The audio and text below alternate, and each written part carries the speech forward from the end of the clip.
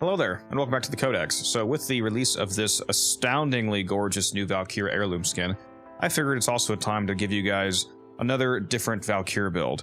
Now, with the mechanic of Valkyr being able to so quickly stack up her Rage Meter passive, and upon consuming half of that giving you a 5-second death gate, you ask yourself the question, does Valkyr even actually need any health or armor mods, or can you just focus entirely on her damage output and then some utility? And the answer is no, she does not need any health or armor mods, which we'll go over in just a moment here. First of all, the Archon Shards haven't really changed. I'm still using 2 Tau Forged Violet melee crit shards, which are doubled thanks to having over 500 energy, because thankfully, with Arcane Battery on the build, which, spoiler, I do have the Battery Arcane on, Battery does barely give you the just over 500 energy that you need to have these actually be triggered, because the way that these shards work is that they only give you the double melee crit damage if your energy in the arsenal is over 500. It does not count conditional energy buffs. So if your energy is below 500 in the arsenal, but then when you're actually in the mission with armor buffs getting over 500 from Battery, that does not activate the double bonus. So thankfully now, with her new increased armor value, making Battery scale just a bit higher, these are now able to be used without needing Prime Flow. The other 2 shards are, again, Tau Forged Violets, but this time it's for the equilibrium effect, basically, and then 1 for casting speed. Now onto the build here. Like I said, no armor mods, no health mods, basically no defensive mods whatsoever. We're just relying on her innately high armor and decently good health values. So even though we're not actually modding for any health or armor, she still has 1,000 base armor, which is then heavily multiplied by Warcry. So they'll still have a hard time actually getting through your health at normal levels, and then even when they do get through your health, they'll trigger your 5-second health gate. And thanks to the prolonged paralysis augment, siphoning enemies up to you from a very far away, thanks to running both overextended and stretch, you're able to almost immediately get that full bar back, and you don't even need the full bar back, you only need half of it. So if you're just going, or at least getting half that bar, it's super quick, as you'll see in the gameplay. For the Exils, we are using her Augment Hysterical Assault. You can swap this out for whatever you want. I just thought it was kind of funny having the extra movement buffs and whatnot. It is hilarious, or you could say hysterical, but tisk, how far away you can fly at enemies with this equipped. It is very fun. You can just leap across tile sets, basically.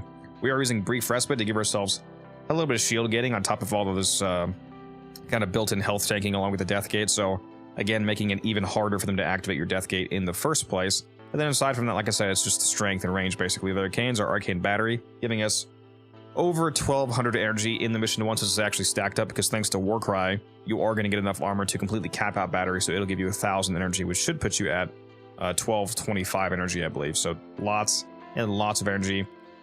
And when you pair that with Nourish, along with, like I said, the Equilibrium effect and a companion using a Synth Deconstruct mod to generate yourself health orbs, you have basically an infinite energy loop. And then augmented for another 60% strength. So even though it says 238 here, we're actually going to be closer to 300% strength.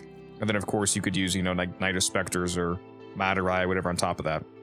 Although in my case, I'm using Naramon for the melee combo, of course. Speaking of melee combo, I also recommend you put primary dexterity and secondary dexterity on your primary and secondaries. That way it gives you 15 seconds of basically free combo duration that you don't have to actually put on the melee itself. And for my regular melee, I'm using the Praetos, since when I use Valkyr, I only use her claws, so I don't need my regular melee, so I just use the Praetos for the extra movement speed. So this could be whatever you want. I just like this for the, like I said, the movement utility.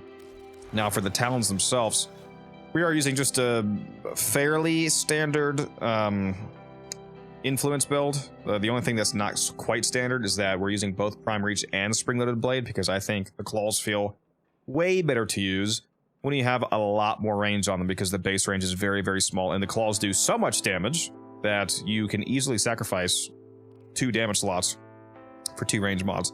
Not even running a Smite, which obviously if I were to run a Prime Smite mod, that would make Influence do even more damage, but you really don't need that. Now, there's a couple arguments against Influence that people bring up, so just keep in mind, by the way, that if you bring this up in the comments, it means you didn't watch the video. So the argument against Valkyr using Influence is the fact that she only has 10% stats chance. That doesn't really matter, because between Galvanized Elementalist and Weeping Wounds, that 10% goes all the way up to 66%, which, with the amount of hits you're landing, is more than enough for Influence to work properly. The other argument is that Valkyr does so much damage that she'll be one-hitting a lot of enemies, and Influence doesn't trigger on one-hits. But that same argument inversely works against every other arcane. If she does so much damage that she one-hits, then why would I need to use any other arcane that's also just a damage increase if she already does so much damage? The only arcane not fitting that mold would be melee fortifications, which you could use to give yourself more armor. Feel free to use that if you want to be even tankier.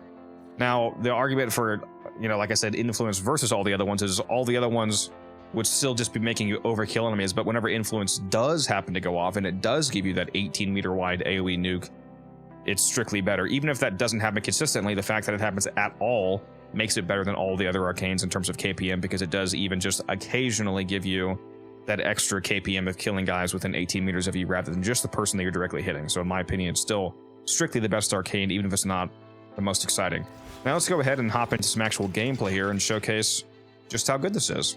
All right, so here I am in the Circulus Conjunction Survival, the classic test mission.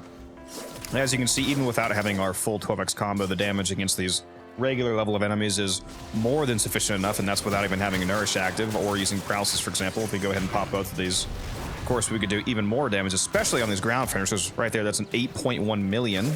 Lots of damage, and that's, again, still not even fully buffed up because they didn't have all the procs from my Panzer and you know, et cetera, et cetera. There's a whole lot of things to buff your damage.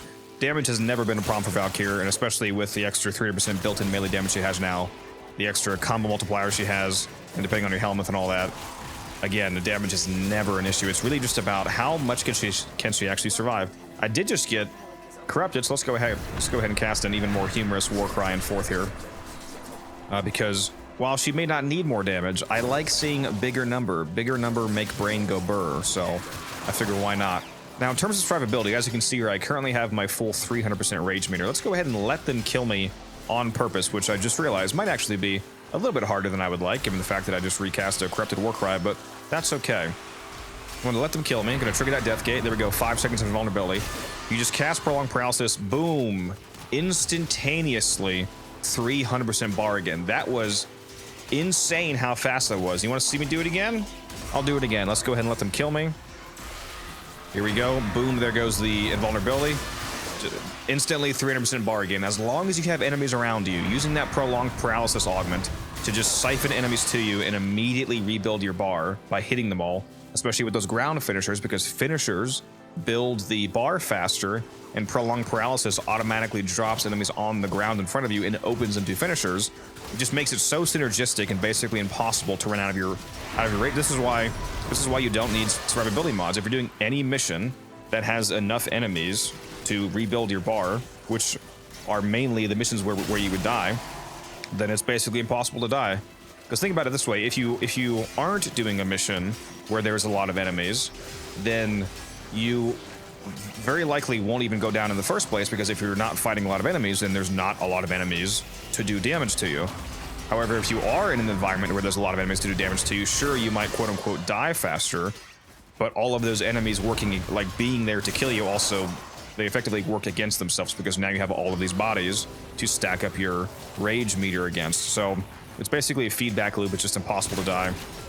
And obviously, if I don't just stand still and let them kill me, it's a lot more uncommon to actually go down in the first place, because again, you have, you know, just basic moving around simply makes you harder to be hit. Killing enemies, of course, means that there's less enemies shooting at you or meleeing you. So very often, even though, like I said, I don't have any health or armor mods on, I actually survive for quite a long time before I actually activate my death gate for the first time. So lots and lots of damage, amazing survivability. Yeah, there's really no complaints. Even without Nourish, just because of the sheer amount of energy that I have from Arcane Battery and the regen that I'm getting thanks to the 2 Violet Equilibrium Shards and my companion giving me health orbs, thanks to the Synth Deconstruct mod, I really don't have any energy concerns. Again, at least on missions that have decent KPM, which is a lot of the time those are the kind of missions that you want to take Valkyr to anyway. Like she really likes survivals. She's the Berserker frame. She likes to shred a lot of enemies. So more often than not, you probably are taking her to a mission where there's a lot of enemies. You're going to be going for, you know, like 100 plus KPM. So it really just feeds into her staying alive. It feeds into her energy sustain. It feeds into her keeping her combo up, her rage meter up. It all just really works out, and it's very consistent. I recently, a few weeks ago, with a buddy of mine, Taylor, we did a 4-hour-long alchemy mission, and I never actually went down a single time. Every time that my death gate triggered, I just popped the Prolonged Paralysis siphon right here, meleeed a bunch of dudes, and instantaneously got my full bar back. It's really, really nice. Honestly, this frame is so simple. The build is so easy. There's not a whole lot more to say. I am going to wait until an Acolyte spawns just so you guys can see how funny the Acolyte performance is as well.